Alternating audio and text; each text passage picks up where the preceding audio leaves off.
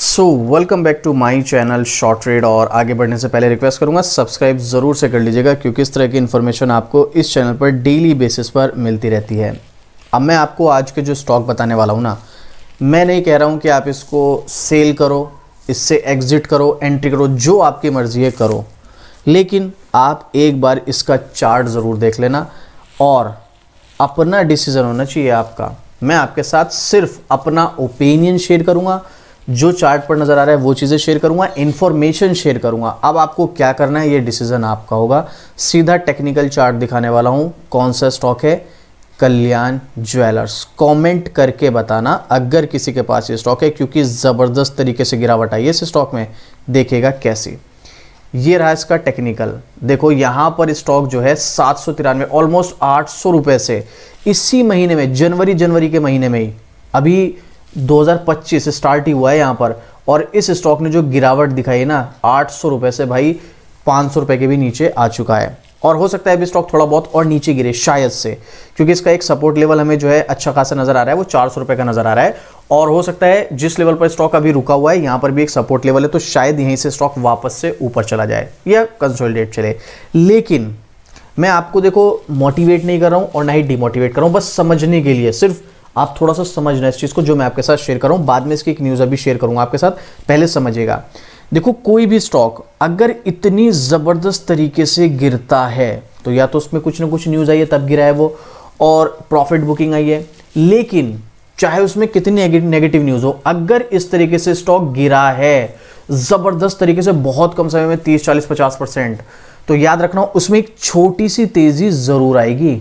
मैं फिर से रिपीट कर रहा हूँ, एंट्री लेने के लिए रिकमेंड नहीं कर रहा हूं, यहां पर फंस जाओगे अगर एंट्री लोगे तो।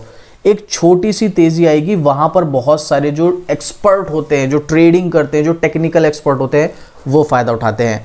और यहां पर भी एकदम से बड़ी गिरावट आई तो यहां पर छोटी सी तेजी जरूर आएगी। अगर जो लोग टेक्निकली एक्सपर्ट हैं और नहीं भी हैं, जिनको टेक्निकल का बेसिक भी आता है, तो वो यहाँ पर फ़ायदा उठा सकते हैं। अगर आप चाहते हैं मैं इसके ऊपर बताऊँ कब मौका बनेगा, तो मैं इसकी एक वीडियो बना के आपको बता दूंगा कैसे। लेकिन अभी के लिए अगर जिन लोगों ने बाय कर रखा है उनको क्या करना चाहिए, तो पहले एक्सपर्ट्स का ओपिनियन भी देख लेते हैं, एक्सपर्ट्स इस बारे में क्या बोलते हैं। तो मैं सबसे पहले आपको इसके एक आर्टिकल दिखाऊंगा, काफ़ी सारे आपको इसके लेटेस्ट टॉप स्टोरीज में देखने को मिल जाएंगी। Hindustan Moneycontrol, Maharashtranama, Prime TV, Times Now, देखो आप सबको आपको देखने को मिलेगा। लेटेस्ट है हिंदुस्तान का 3 घंटे पहले का आर्टिकल, मैं आपको यही दिखाता हूँ। अब यहाँ पर क्या बताया गया है, 500 रुपये के नीचे आए कल्याण ज्वेलर्स के शेयर। इस साल अब तक 35% से ज़्यादा टूट चुके हैं, ऑलमोस्ट 40% टूट चुके हैं। बल्कि इस स्टॉक में मंगलवार को भी गिरावट देखने को मिली थी यहाँ पर, यानी कि कल के दिन भी, और 491 तक स्टॉक पहुँच गए थे। टोटल 35% के समथिंग गिरावट आ चुकी है। चलिए अब देखते हैं यहाँ पर।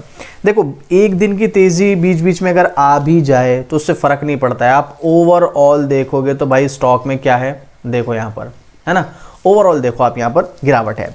अब फिलहाल क्या है, यहाँ पर 35% ज़्यादा गिर चुके हैं। कंपनी के शेयर 52 वीक हाई 794, वही 800 रुपये के आसपास, और 52 वीक लो 322 रुपये के आसपास है, जो कि अभी 488 पर चल रहा है, और 400 के आसपास का सपोर्ट लेवल भी है। अब यहाँ पर जो स्टॉक में गिरावट है ना, उसके पीछे रीज़न है प्रमोटर्स ने बढ़ाई अपनी गिरवी हिस्सेदारी। आपको पता है गिरवी हिस्सेदारी क्या होता है? चलो मैं भी आपको बताता हूँ, पहले देखते हैं कितने गिरवी की है। कल्याण ज्वेलर्स के प्रमोटर रमेश टी कल्याण रमन और सीताराम टी कल्याण रमन ने कुछ फाइनेंशियल इंस्टीट्यूशन के साथ अपनी प्लिज होल्डिंग यानी कि गिरवी स्टॉक्स की हिस्सेदारी बढ़ाकर 1.65% से बढ़ाकर 1.85% कर दी है। अब अगर देखा जाए तो ये इतनी भी ज़्यादा नेगेटिव न्यूज़ नहीं है। बहुत सारी कंपनीज है जो अपने स्टॉक को प्लेज करती है, बस इसको एक मौका चाहिए था, प्रॉफिट बुकिंग आई, गिर गया, और ये बहुत से लोगों के लिए मौका बन गया, एक अपॉर्चुनिटी बन गई इन्वेस्टमेंट के लिए। चलिए अभी मैं आपके साथ डिटेल में शेयर करता हूँ। ये बात बिजनेस टुडे की एक रिपोर्ट में कही गई। कल्याण ज्वेलर्स के शेयर इस साल 2 जनवरी को 795 रुपये के आसपास पहुंच गए थे। इसके बाद से कंपनी के शेयर में तेज गिरावट देखने को मिली और कंपनी का शेयर 21 जनवरी 2025 तक 491 पर पहुंच चुके हैं।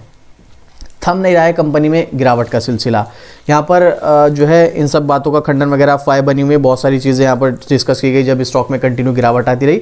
तो Motilal Oswal asset management company के ऑफिसर्स को कल्याण ज्वेलर्स में इन्वेस्टमेंट करने की घूस दी गई थी, ऐसा यहाँ पर कुछ ही पिछले हफ्तों में ही सोशल मीडिया में पोस्ट वगैरह की गई थी। बट इसको कल्याण ज्वेलर्स ने 14 जनवरी को जो भी कॉन्फ्रेंस खोली उसके दौरान सब कुछ खारिज कर दिया कि भाई ऐसा कुछ नहीं है, सिर्फ अफवाहें हैं, ऐसा बताया गया। अभी क्या सच है क्या झूठ है ये तो नहीं बताया जा सकता। ये है असली न्यूज़ जिसकी वजह से लोगों का भरोसा इस स्टॉक से टूटता हुआ नजर आ रहा है। बट अगेन वही बोलूँगा, यहाँ पर जो एकदम से गिरावट हुई है ना, ये रिकवर होगी, डेफिनेटली होगी, थोड़ा टाइम लगेगा बट होगी।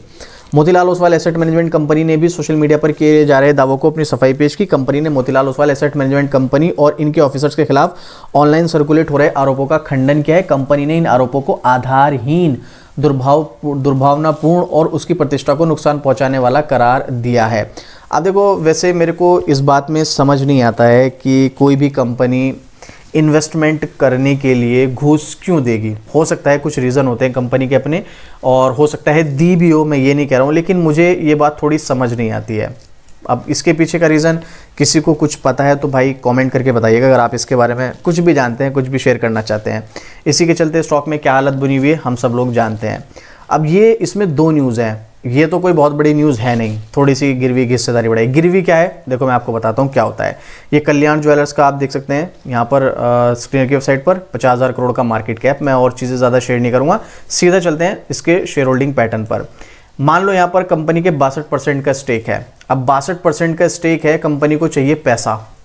अब कंपनी ना तो राइट इशू ला रही है, ठीक है, ना ही कंपनी ओएफएक्स के थ्रू सेल करना चाहती है स्टॉक को, कुछ भी नहीं कर रही है। तो कंपनी क्या करेगी, वो अपने स्टॉक प्लेज कर देगी किसी कंपनी को। इन्वेस्टमेंट कंपनी होगी कोई, उसको कहेगी कि भाई हमारे 1% का स्टेक आप रख लीजिएगा, हमें उसके बदले इतना पैसा दे दीजिएगा, ठीक है। गिरवी रख दी अपने स्टेक को, 1% के बदले जितना भी उनका पैसा बनाया, जितना भी उनको चाहिए, 1%, 2% या 0.2%, 0.5%, जितना उनको पैसा चाहिए उसके अकॉर्डिंग वो उतने स्टॉक उनको प्लेज कर देंगे। अगर हमने, मतलब वो जो कंपनी होगी दूसरी इन्वेस्टमेंट कंपनी होगी, उनसे डिस्कस करेगी, अगर हमने आपका पैसा समय पे नहीं चुकाया तो आप हमारे स्टॉक रख लेना, हमारा स्टेक आप अपने पास रख लेना, और अगर हमने चुका दिया तो आप हमारा स्टेक वापस कर देना, हम आपका पैसा दे देंगे। ये होता है प्लेज। तो यहाँ पर इनकी पहले से ही प्लेज था थोड़ा सा 1.65%। अब इनको थोड़े फंड की ज़रूरत पड़ी होगी। अब फंड की ज़रूरत किसी भी वजह से पड़ सकती है भाई, कंपनी के अपने पर्सनल निजी काम होते हैं, कुछ भी हो सकता है, उनको डेट कम करना है या बिजनेस को एक्सपेंड करना है, बहुत सारे रीज़न हो सकते हैं। तो उन्होंने क्या किया कि 1.65% स्टेक इनका पहले से ही प्लेज था, तो इन्होंने क्या किया, इनको थोड़ा सा और प्लेज कर दिया और थोड़ा सा और पैसा ले लिया कि भाई आप ये प्लेज कर लो, या फिर उनके पास पहले से ही पैसा उन पे, तो उसको करने के लिए, पैसे को कम करने के लिए प्लेज करा देते हैं। बहुत सारे रीज़न हो सकते हैं, मतलब ये। तो इस वजह से 1.65% से स्टॉक को प्लेज करके 1.85% कर लिया, और मुझे नहीं लगता ये कोई बहुत बड़ी चीज़ है, क्योंकि आप देखिएगा बहुत सारी कंपनीज हैं जिनके प्रमोटर्स की होल्डिंग 50-50, 80% तक प्लेज रहती है भाई। बहुत सी की तो 100% प्लेज रहती है, बहुत सी की बिल्कुल भी नहीं रहती है। तो वो कोई इतना बड़ा इशू होता नहीं है। बाद में कंपनी अपने गिरवी शेयर को छुड़ा लेती है उनको पैसे देकर, तो वो एक अलग चीज़ है। पर इसमें नेगेटिव न्यूज़ जो है वो ये है, जहाँ पर इसमें इन्वेस्टमेंट को लेकर घूस दी गई, ये सब चीज़ें चल रही हैं। अब यहाँ पर जो सवाल बनता है वो ये बनता है, अगर ये केस बढ़ता है तो भाई ये तो मैटर कोर्ट तक जाएगा, और अगर कोर्ट तक मैटर गया फिर है प्रॉब्लम इन्वेस्टर्स के लिए या इस स्टॉक के शेयर होल्डर के लिए। अब वैसे तो इन्होंने सबने बताया कि भाई ये सब जो कंपनी है उन्होंने डिस्कस किया है कि ये सब चीज़ें बेकार हैं, ऐसा कुछ भी नहीं हुआ है। अब ये हुआ है या नहीं हुआ है तो थोड़े टाइम बाद पता ही चल जाएगा। अगर ये मैटर कोर्ट तक गया तो फिर तो इस स्टॉक में बने रहना बहुत ज़्यादा रिस्की होने वाला है। लेकिन मुझे नहीं लगता कोई इतनी बड़ी बात है। अब हो सकता है अफवाह ही हो, क्योंकि पहले कुछ कंपनीज़ के साथ भी ऐसा हुआ है, उन्होंने कुछ भी नहीं किया था लेकिन उनकी अफवाह उड़ी थी, और बाद में जब कुछ सारी जांच वाँच हुई तो पता चला वहाँ पे कुछ हुआ ही नहीं था। लेकिन उस बीच में स्टॉक के प्राइस तो गिर गए थे ना, तो वहाँ पर इन्वेस्टर को लॉस हो जाता है। तो यहाँ पर जब तक ये सब चीज़ें चलती रहती हैं तो मेरे अकॉर्डिंग तो थोड़ी सी दूरी बना के रखने में फ़ायदा होता है। लेकिन जैसा कि मैंने कहा, गिरा है ना, थोड़ी तेज़ी आएगी, उसके लिए आपको तैयार रहना चाहिए। जो लोग थोड़ा सा टेक्निकली जानते हैं वो लोग। अब मैं आपको ना तो इस स्टॉक से एग्जिट होने की सलाह दूंगा, क्योंकि अब तो आपका सारा लॉस हो ही गया है भाई, जिन लोगों ने हाई लेवल पर बाई कर रखा है, और ना ही मैं एंट्री लेने की सलाह दूंगा। एंट्री लेने की सलाह क्यों नहीं दूंगा, क्योंकि जैसे कि मैंने आपको बताया, ये वाली चीज़ जो है इसने बखेड़ा खड़ा कर रखा है भाई, और ये हो सकता है अभी और ज़्यादा इसको खींच दे, खींचातानी करे और ज़्यादा परेशान करे। तो यहाँ पर स्टॉक में एंट्री लेना अभी थोड़ा सा रिस्की साबित हो सकता है। इसीलिए अब आपके ऊपर डिसीजन छोड़ दिया है भाई। देखो आपको जो ठीक लगता है, अगर आप पेशेंस रख सकते हो, टाइम दे सकते हो, बने रहो। और अगर आपको बिल्कुल भी भरोसा नहीं है, आप पेशेंस नहीं रख सकते, टाइम नहीं दे सकते, तो फिर एग्जिट हो जाओ, उसी में फ़ायदा है।